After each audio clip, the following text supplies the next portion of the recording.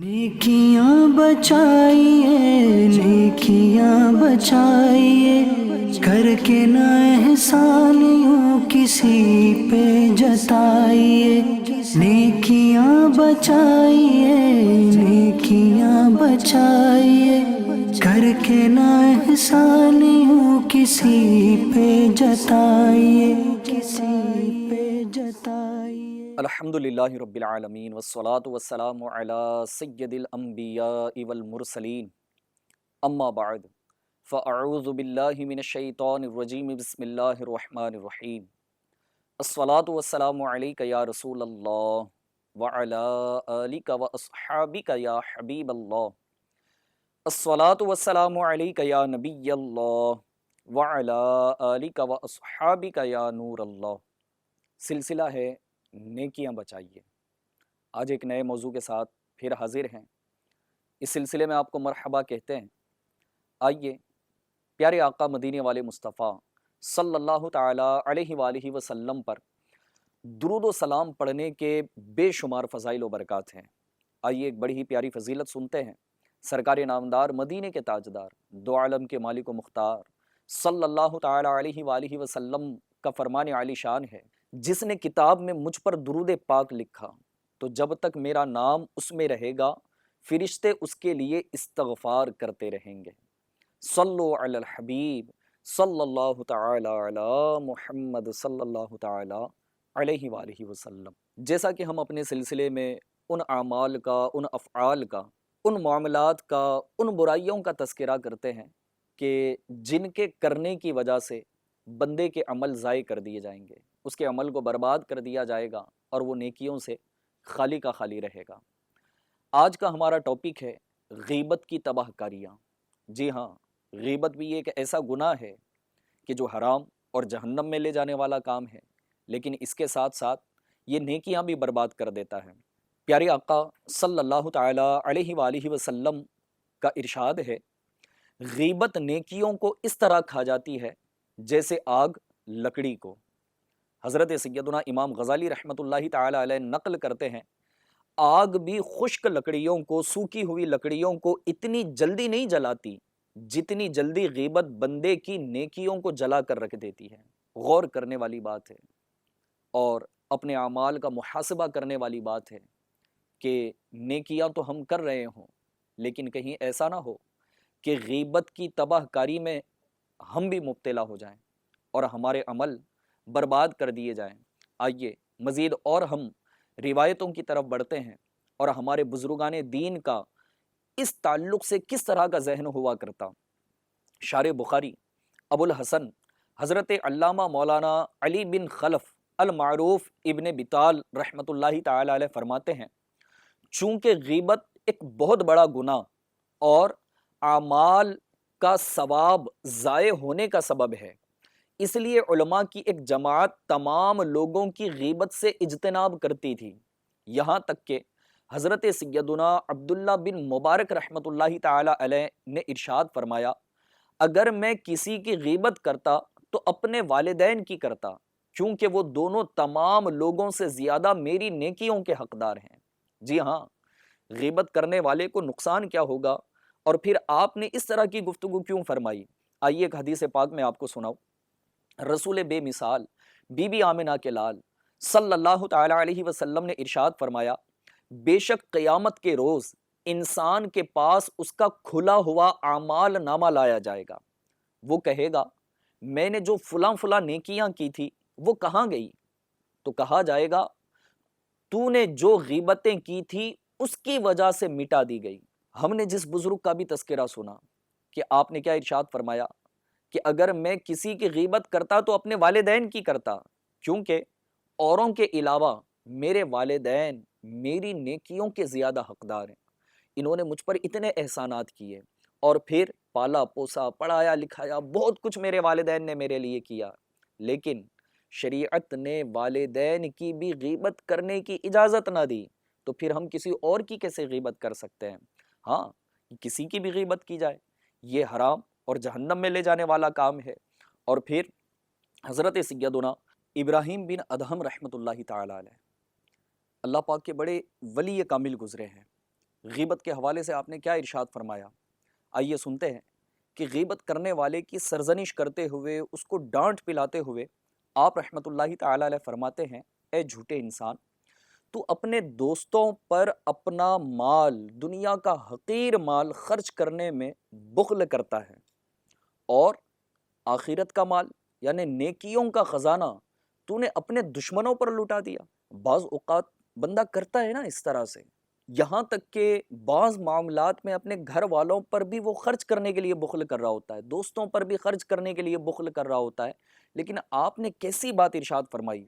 یقیناً خوف، ڈر والی یہ بات ہے۔ اس کا حال کیا ہوگا کہ جو دنیا کے اندر دنیا کا حقیر مال، فنا ہونے والا مال، وہ اپنے دوستوں پر لٹانے کے لیے، ان پر خرچ کرنے کے لیے بخل کرتا رہے، اور غیبتیں کر کر کے اپنی آخرت کا خزانہ یہ لٹاتا رہے۔ اور پھر آپ کیا ارشاد فرماتے ہیں؟ حضرت ابراہیم بن ادہم رحمۃ اللہ تعالی علیہ نے مزید آگے ارشاد فرمایا کہ نہ تیرا دنیاوی بخل قابل قبول، نہ غیبتیں کر کر کے نیکیاں لٹانے والے کی سخاوت مقبول۔ غور کرے کہ کہیں ایسا نہ ہو کہ ہم نیکیاں کر تو رہے ہوں ایک طرف، لیکن مسلمانوں کی غیبتیں کر کر کے کہیں قیامت کے دن ہم خالی کے خالی نہ رہ جائیں۔ آئیے ایک اور روایت آپ کو سناؤں۔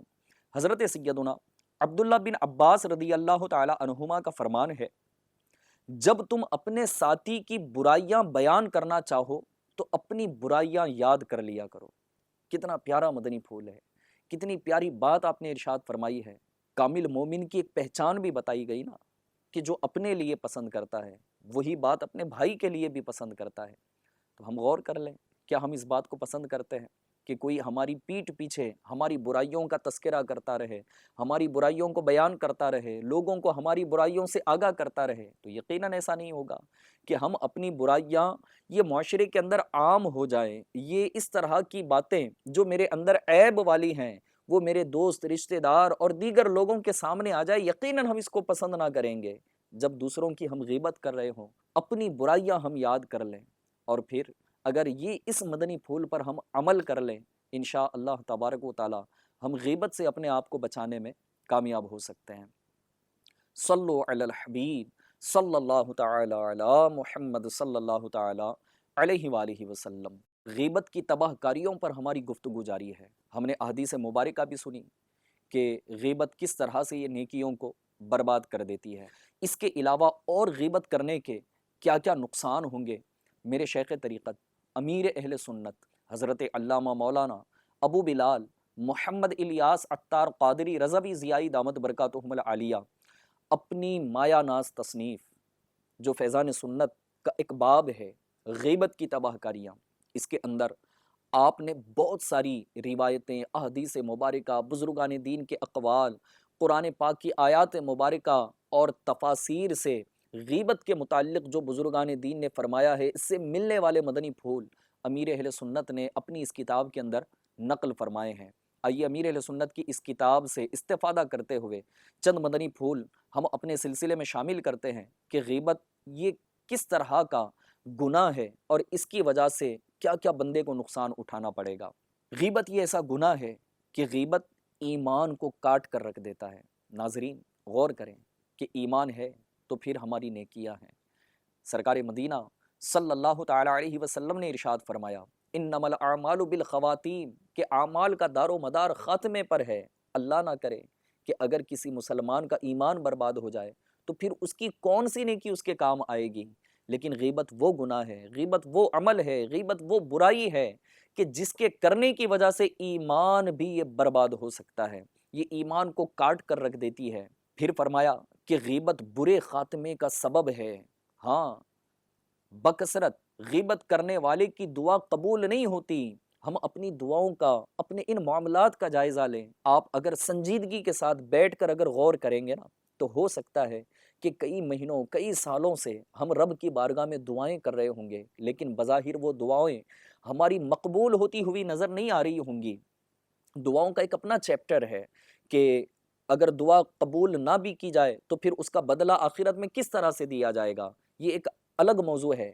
لیکن سمجھنے کے لیے میں عرض کر رہا ہوں کہ غیبت بکثرت کرنے والے کی جو ہے نا دعا قبول نہیں کی جاتی، اگر ہم چاہتے ہیں کہ ہماری دعائیں رب کی بارگاہ میں مقبول ہوں، اللہ تبارک و تعالیٰ جو میں نعمت رب کی بارگاہ سے حاصل کرنا چاہ رہا ہوں وہ مجھے مل جائیں اور میرا رب مجھے وہ نعمتیں عطا کرے، اپنے آپ کو ہمیں غیبت سے بچانا ہوگا۔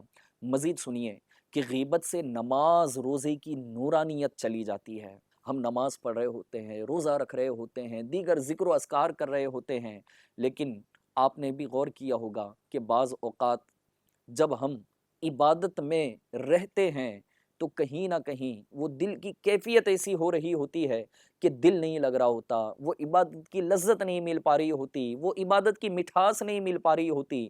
تو کہیں ایسا تو نہیں کہ ایک طرف تو ہم عبادت کر رہے ہوں اور دوسری طرف ہم غیبت کر کر کے مسلمانوں کی اپنی نماز روزے کی نورانیت کو ضائع کروا رہے ہوں۔ مزید سنیے کہ غیبت کا اور نقصان کیا ہوگا۔ تو غیبت کا نقصان یہ ہے کہ غیبت سے نیکیاں برباد ہو جاتی ہیں، جیسے ہم نے احادیث مبارکہ میں سن رکھا۔ غیبت نیکیاں جلا دیتی ہے، غیبت کرنے والا توبہ کر بھی لے تب بھی سب سے آخر میں جنت میں داخل ہوگا۔ خطرناک بات ہے نا کہ قیامت کا دن جو 50,000 سالہ ہوگا، رب تبارک و تعالیٰ قیامت کے دن ایسا غضب فرمائے گا کہ ایسا غضب نہ پہلے فرمایا تھا اور نہ اس کے بعد ایسا غضب کبھی فرمائے گا۔ اور 50,000 سالہ دن سورج سوا میل پر ہو اور زمین دہک رہی ہو، لوگ نفسی نفسی کے عالم میں ہوں، کوئی کسی کا پرسان حال نہ ہوگا، لیکن غیبت کرنے والا توبہ کر بھی لے تب بھی اس کا اتنا بڑا نقصان کہ اسے سب سے آخر میں جنت میں داخل کیا جائے۔ الغرض غیبت قطعی حرام، گناہ کبیرہ، جہنم میں لے جانے والا کام ہے، زنا سے سخت تر ہے۔ مسلمان کی غیبت کرنے والا سود سے بھی بڑے گناہ میں گرفتار ہے۔ جی ہاں، آج ہماری سوسائٹی، ہمارے معاشرے کے اندر سود کا بھی ایک بڑا لین دین ہے، اور پھر فرمایا گیا کہ سود کے اندر 70 برائیوں کے وہ درجے بیان کیے گئے کہ سود کی جو برائیاں ہیں اس کے 70 درجے بیان کیے گئے، اور فرمایا گیا کہ اس کا سب سے ادنا درجہ یہ ہے جیسے کہ کوئی اپنی ماں کے ساتھ بدکاری کرے، اور غیبت تو سود سے بھی بڑھ کر گناہ ہے۔ غور کریں کہ بعض اوقات ہم اپنی سوسائٹی، اپنے معاشرے کے اندر جب غور کرتے ہیں، کسی کے تعلق سے پتہ چلتا ہے کہ بھائی یہ سود کا لین دین کرتا ہے، اس کا بزنس سود سے ریلیٹڈ ہے، یہ انٹرسٹ پر پیسہ لیتا دیتا ہے، تو ہو سکتا ہے کہ ہم کہیں نہ کہیں اس کو برا سمجھتے ہوں۔ یقیناً وہ برا کام کر رہا ہے، رب کی نافرمانی والا کام کر رہا ہے، لیکن وہ ایک طرف تو سود والے کو ہم برا سمجھیں، لیکن ہم دل کھول کر مسلمانوں کی غیبت کریں، حالانکہ غیبت سود سے بھی بڑا گناہ ہے۔ پھر آگے ارشاد فرمایا کہ غیبت کو اگر سمندر میں ڈال دیا جائے تو سارا سمندر بدبودار ہو جائے۔ غیبت کرنے والے کو جہنم میں مردار کھانا پڑے گا۔ آپ غور کریے گا، ہم کہیں راستے سے گزر رہے ہوں اور اگر راستے میں کوئی مرا ہوا کتا نظر آ جائے، اس کا جسم پھٹ گیا ہو، کیڑے اس کے اندر پڑ گئے ہوں، ہماری حالت وہاں پر کیا ہوگی؟ ہم اپنی ناک کو پکڑ لیں گے، اپنے ناک پر، اپنے منہ پر نہ ہم کپڑا رکھ لیں گے، اس بدبو کو ہم برداشت نہ کر سکیں گے۔ خواہش یہی ہوگی، دل کے اندر یہی تمنا ہو رہی ہوگی کہ یہاں سے جتنی جلدی میں اس جگہ کو، اس ایریا کو کراس کر سکتا ہوں، میں یہاں سے پار ہو جاؤں، لیکن غیبت کرنے والے کو جہنم کے اندر مردار کھانا پڑے گا۔ اللہ اللہ، اللہ پاک ہماری حفاظت فرمائے۔ غیبت مردہ بھائی کا گوشت کھانے کے مترادف ہے۔ غیبت کرنے والا عذاب قبر میں گرفتار ہوگا، اور غیبت کرنے والا تانبے کے ناخنوں سے اپنے چہرے اور سینے کو بار بار چھیل رہا تھا۔ یہ وہ بات ہے کہ جب پیارے آقا مدینے والے مصطفیٰ صلی اللہ تعالی علیہ وسلم کو اللہ پاک نے معراج عطا فرمائی، سرکار علیہ الصلوۃ والسلام نے جنت کی سیر فرمائی، جہنم کو بھی ملاحظہ فرمایا، وہاں پر جہنم کے عذابات بھی پیارے آقا علیہ الصلوۃ والسلام نے دیکھے، اور پھر یہ اس رات کی بات ہے کہ جب پیارے آقا علیہ الصلوۃ والسلام نے جہنم کے اندر جہنمیوں کے اس عذاب کو دیکھا کہ غیبت کرنے والا تانبے کے ناخنوں سے اپنے چہرے اور سینے کو یہ بار بار چھیل رہا تھا۔ بعض اوقات بلکہ کبھی ایسا ہوا ہو کہ آپ کوئی پھل کاٹ رہے ہوں یا کوئی سبزی کاٹ رہے ہوں، اگر اس چاقو سے یا بلیڈ سے ہماری انگلی پر یا ہمارے جسم کے کسی حصے پر اگر تھوڑا سا اس کا چرکا لگ جائے، تھوڑا سا کٹ جائے، تو پھر بتائیں ہماری کیفیت کیا ہوتی ہے۔ اگر جانے انجانے کسی سے ہم ملاقات کر رہے ہوں، یا ہم اپنے خود بچے کے ساتھ کھیل رہے ہوں، اپنے چھوٹے بھائی بہن کے ساتھ ہم کھیل رہے ہوں، بچے چھوٹی عمر میں گود میں آ جاتے ہیں، اچھلتے کودتے آ جاتے ہیں، جانے انجانے اگر بچے کا ناخن بھی لگ جاتا ہے نا تو پھر ہماری چیخ نکل جاتی ہے۔ لیکن کہیں ایسا نہ ہو کہ غیبت کرنے کی وجہ سے جہنم کے اندر ہمیں یہ عذاب دیا جائے اور ہم اپنے ہی ناخنوں سے اپنے چہرے اور سینے کو بار بار چھیل رہے ہوں۔ مزید سنیے گا غیبت کرنے والے کو کیا کیا جائے گا، تو فرمایا گیا کہ غیبت کرنے والا قیامت میں کتے کی شکل میں اٹھایا جائے گا۔ پھر فرمایا کہ غیبت کرنے والا جہنم کا بندر ہوگا۔ ہم دنیا کے اندر اپنے چہرے کے لیے بہت کچھ حساس والا رویہ اختیار کرتے ہیں، یار میرے چہرے پر پمپلس نہیں ہونی چاہیے، میرے چہرے پر کوئی داغ نہیں ہونا چاہیے، میں بڑا اسمارٹ نظر آؤں، میں اپنے دوستوں میں بیٹھوں تو خوبصورت نظر آؤں۔ اپنے چہرے کو خوبصورت بنانے کے لیے ہم بہت ساری چیزیں کر رہے ہوتے ہیں، لیکن اس بات پر بھی تو غور کریں کہ غیبت کرنے والے کو قیامت کے دن کتے کی شکل میں تبدیل کر دیا جائے، غیبت کرنے والا جہنم کا بندر بنا دیا جائے، تو اس وقت کیسی رسوائی ہوگی، اس وقت کیسی ذلت کا ہمیں سامنا کرنا پڑے گا۔ غیبت کرنے والے کو دوزخ میں خود اپنا ہی گوشت کھانا پڑے گا۔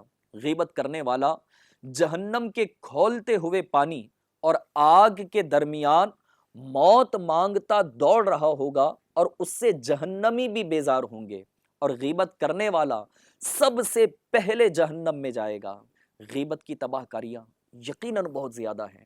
امیر اہل سنت دامت برکاتہم العالیہ نے اس موضوع پر، اس ٹاپک پر سینکڑوں صفحات پر اس کتاب کو تحریر فرمایا ہے۔ میں آپ کو مشورتاً عرض کروں گا کہ آپ امیر اہل سنت کی اس تصنیف کو، اس کتاب کو حاصل کیجئے، سنجیدگی کے ساتھ اس کا مطالعہ کیجئے۔ ٹاپک ایک ہے نا صرف غیبت، اس کے اوپر سینکڑوں صفحات لکھے گئے ہوں، تو اب آپ غور کریں کہ اس کی کتنی برائیاں ہوں گی، اور اس کے عذابات کتنے بیان کیے گئے، اور پھر اس کے نقصانات کتنے بیان کیے گئے۔ سرکار نامدار مدینے کے تاجدار، دو عالم کے مالک و مختار صلی اللہ تعالی علیہ وسلم نے استفسار فرمایا، کیا تم جانتے ہو غیبت کیا ہے؟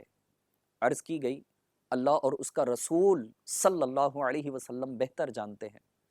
فرمایا غیبت یہ ہے کہ تم اپنے بھائی کا اس طرح ذکر کرو جسے وہ ناپسند کرتا ہے۔ عرض کی گئی اگر وہ بات اس میں موجود ہو تو؟ فرمایا جو بات تم کہہ رہے ہو اگر وہ اس میں موجود ہو تو تم نے اس کی غیبت کی، اور اگر اس میں نہ ہو تو تم نے اس پر بہتان باندھا۔ دو باتیں اس حدیث مبارکہ سے ہمیں پتہ چلی نا، کہ اگر کسی مسلمان کے اندر کوئی عیب ہے اور اس کے پیٹھ پیچھے اس کو بیان کیا جا رہا ہے تو یہ غیبت کہلائے گا، اور اگر اس کے اندر وہ عیب ہے ہی نہیں لیکن پھر بھی ہم اس کی طرف وہ عیب منسوب کر رہے ہیں تو پھر اس کو کہا گیا کہ یہ بہتان ہے، اور فرمایا کہ غیبت ایک گناہ ہے تو بہتان دو گناہ ہے۔ آئیے لگے ہاں تو ہم غیبت کی تعریف بھی سن لیتے ہیں کہ غیبت کی ڈیفینیشن کیا ہے۔ صدر الشریعہ بدر الطریقہ حضرت علامہ مولانا مفتی محمد امجد علی اعظمی رحمۃ اللہ تعالی علیہ نے غیبت کی تعریف اس طرح بیان کی ہے کہ کسی شخص کے پوشیدہ عیب یعنی چھپے ہوئے عیبوں کو اس کی برائی کرنے کے طور پر ذکر کرنا، یہ غیبت کہلاتا ہے۔ بہتان کا میں نے آپ کو عرض کر دیا کہ وہ عیب ہے ہی نہیں اس کے اندر، پھر بھی اس کی طرف وہ برائی منسوب اگر کی جا رہی ہے تو یہ بہتان کہلائے گا۔ ایک بڑی ہی پیاری اور بہترین کتاب ہے، اور اس کتاب کا نام ہے آنسوؤں کا دریا، جو 300 صفحات پر مشتمل یہ کتاب ہے۔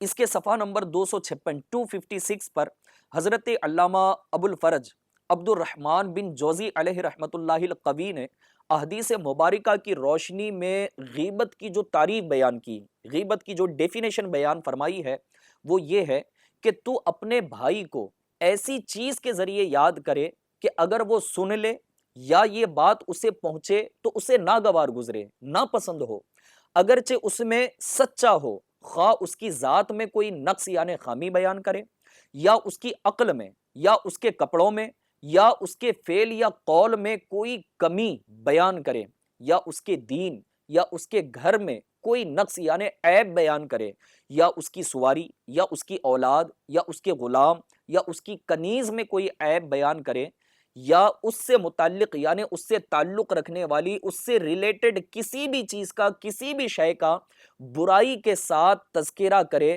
یہاں تک کہ تیرا یہ کہنا کہ اس کی آستین یا دامن لمبا ہے سب غیبت میں داخل ہے. یہ جو ڈیفینیشن بیان کی گئی ہے، اب اس پر غور کریں اور روزانہ کی پر ڈے اپنی ایکٹیویٹی پر ہم غور کریں کہ ہم اپنے دوستوں کے ساتھ بیٹھتے ہیں، اپنے رشتہ داروں کے ساتھ بیٹھتے ہیں، یا جہاں پر بھی 2-4 لوگوں کے ساتھ ہمارا بیٹھنا ہوتا ہے، اور جب کسی تیسرے کا تذکرہ نکلتا ہے تو کیا ہماری زبان سے اس طرح کے الفاظ نکلتے ہوں؟ ہاں، بعض اوقات بیٹھے بیٹھے ہم دوستوں کے ساتھ یا رشتہ داروں کے ساتھ اگر وہاں اس مجلس سے کوئی ایک اٹھ کر چلا جائے تو پھر کہتے بولے یار چلا گیا جان چھوٹی. اب غور کریں کہ یہ جملہ کہیں ہمارے ایمان کو کاٹ کر نہ رکھ دے، یہ اس کی غیبت کہیں ہماری نیکیاں برباد نہ کر دے. بعض اوقات کوئی آتا ہے، اس کی آتے ہوئے دیکھ کر ہم کہہ رہے ہو بولے یار یہ کیوں آ رہا ہے، بولے آتا ہے تو بور کر دیتا ہے.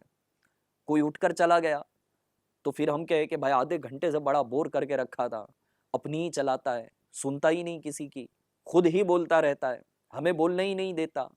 کسی کے کپڑوں کو دیکھ کر اس کے کپڑوں کا مذاق اڑانا، اس کے کپڑوں کے بارے میں ابھی تو ڈیفینیشن میں ہم نے سنا نا کہ اگر کسی کی آستین لمبی یا اس کا دامن لمبا ہے، اگر یہ عیب کے اعتبار سے، برائی کے اعتبار سے ہم پیٹھ پیچھے اگر اس کا تذکرہ کر رہے ہیں تو پھر اس کتاب کے اندر آنسوؤں کا دریا اس میں لکھا گیا کہ یہ بھی غیبت میں شامل ہے. اب اس طرح کی گفتگو پر ہم غور کریں کہ کسی کے ساتھ بیٹھ کر کسی کی بائک کے تعلق سے، کسی کے گھر کے تعلق سے، کسی کے بچوں کے تعلق سے، کسی کی رشتہ داری کے حوالے سے، جی ہاں اگر ہم مذہبی رجحان ہمارا ہے کسی کی عبادت کو دیکھ کر، کسی کے بیان کو سن کر، کسی کی نعت شریف کے انداز کو دیکھ کر، اس طرح کے کئی معاملات پر بلکہ ہم ہر اینگل سے اپنے آپ پر غور کریں کہ میری زبان سے نکلنے والا جملہ جو میں کسی اور کے لیے استعمال کر رہا ہوں کہیں یہ غیبت میں تو نہ شامل ہو جائے. اور پھر وہ کتنا بد نصیب شخص ہوگا کہ جو دنیا کے اندر تو بڑی بڑی نیکیاں کرے. ہم نے حضرت سیدنا ابراہیم بن ادہم رحمت اللہ تعالی علیہ کا وہ فرمان بھی تو سنا نا کہ قیامت کے دن وہ خالی کا خالی رہ جائے گا. دنیا میں تو وہ اپنے مال کو دوستوں پر خرچ کرنے کے لیے بخل کر رہا ہوتا ہے، لیکن بندہ زیادہ تر غیبت جو ہے نا اپنے دشمن کی کر رہا ہوتا ہے، جس کو وہ ناپسند کرتا ہے اس کی غیبت کر رہا ہوتا ہے. تو ایک تو دنیا میں اس کو ناپسند بھی کرے اور پھر اپنی نیکیاں اس کے نامہ اعمال میں بھی ٹرانسفر کروا دے. ہاں، غیبت کرنے والے کی نیکیاں جس کی غیبت کی گئی قیامت کے دن اس کو یہ دے دی جائیں گی. کہیں ایسا نہ ہو کہ دنیا کے اندر ہم نے بڑی بڑی نیکیاں کی ہوں، دن رات رب تبارک و تعالیٰ کی عبادت میں مصروف رہے ہوں، روزے رکھے، نمازیں پڑھی، حج کیا، عمرے کیے، صدقہ و خیرات کیا، خوب نیکی کی دعوت کی دھومیں مچائی، بہت کچھ ہم نے نیکی والے کام کیے، لیکن کہیں ایسا نہ ہو کہ غیبت کر کر کے ہم اپنی نیکیوں کو برباد کر بیٹھے ہوں. فوراً ہمیں رب کی بارگاہ میں توبہ کرنی چاہیے. اللہ پاک بڑا غفور و رحیم ہے، یہ توبہ کرنے والوں کو پسند فرماتا ہے. یقیناً رب تبارک و تعالیٰ اس بات پر قدرت رکھتا ہے کہ وہ ہماری نافرمانیوں کو نیکیوں میں تبدیل فرما دے. تو آئیے میں بھی نیت کرتا ہوں، آپ بھی نیت کر لیجئے، انشاءاللہ تبارک و تعالیٰ ہم آئندہ اپنی لائف کے اندر کبھی بھی کسی مسلمان کی برائی بیان نہیں کریں گے. اور پھر اللہ نہ کرے جانے انجانے کبھی اس طرح کے الفاظ ہماری زبان سے نکل جاتے ہوں تو فوراً رب کی بارگاہ میں توبہ کریں. حقوق العباد کے معاملات بھی سیکھیے گا کہ کہیں کسی کے حقوق کے معاملات میں تو میں گرفتار نہیں ہوں. ہاں، کچھ معاملات ایسے ہوتے ہیں، کچھ کام ایسے ہوتے ہیں کہ ان کو کرنے کے بعد رب کی بارگاہ میں بھی اس کی توبہ کرنی پڑے گی، اور جس کے تعلق سے وہ کام کیا ہے اس بندے سے بھی معافی مانگنی پڑے گی. اللہ پاک ہم تمام کو غیبت کی آفت سے محفوظ فرمائے اور غیبت کرنے سے اللہ پاک ہماری حفاظت فرمائے. صلو علی الحبیب صلی اللہ تعالی علی محمد صلی اللہ تعالی علیہ وآلہ وسلم. نیکیاں بچائیے، نیکیاں بچائیے، کر کے نہ احسان یوں کسی پہ جتائیے. نیکیاں بچائیے، نیکیاں بچائیے، کر کے نہ احسان یوں کسی پہ